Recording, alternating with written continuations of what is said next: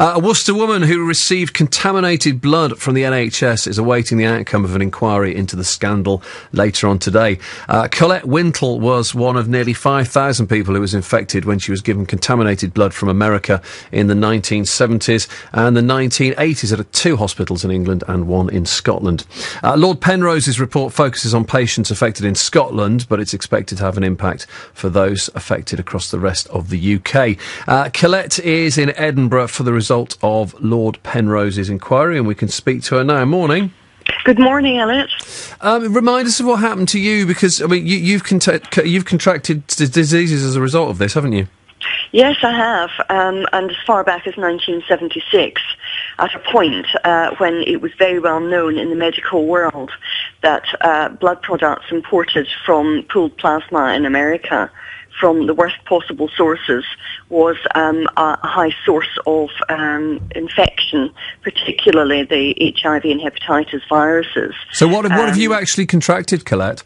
Well, I was exposed to hepatitis B, hepatitis C, and narrowly missed HIV, and laterally exposure to CJD. Which is mad cow's disease, wasn't it? Correct, that's right. So yeah.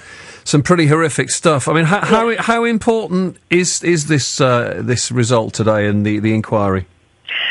It's important from the perspective that, unlike the independent inquiry that took place in England under Lord Archer Sandwell's care, this one is a judicial inquiry and should carry some weight.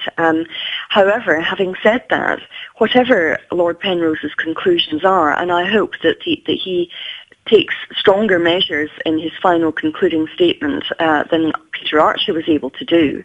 But I would say that ultimately, the state has full responsibility for this at Westminster's end, because let's be honest about this, when all of it began, it happened not under a devolved Scottish government, but under a Westminster government, and the decisions that were taken and the failures that government were involved in self-sufficiency and other decision-making that ultimately has cost the lives of over 2,000 haemophiliacs will rest with Westminster, and it is the Prime Minister's job to respond to Penrose in a very positive manner. Well, is there anything else that you would want from this? You know, do you want compensation from it because what it's done to your life, or just an apology to say, we're sorry we knew about this, but we're sorry it happened to you? Well, I think it takes more than an apology. I mean, a profound apology is the very least and the starting point that they can begin with. But one has to consider that, over 30 years this has been kept under the carpet and pushed away quietly in the hope that it would go away. And during that time, people have suffered horrendously. It's affected every aspect of their life. It's destroyed their lives. And it has had an impact in so many different ways. The ripple effect has been horrendous. Not just the loss of life, the loss of health, the damage and the pain. But, what we want is the truth as to who was responsible, why it happened, why it was allowed to happen in the first place. And that is all we've ever asked for. OK, Colette, I hope you get the answers that you seek. Colette in Edinburgh there for the result of Lord Penrose's inquiry.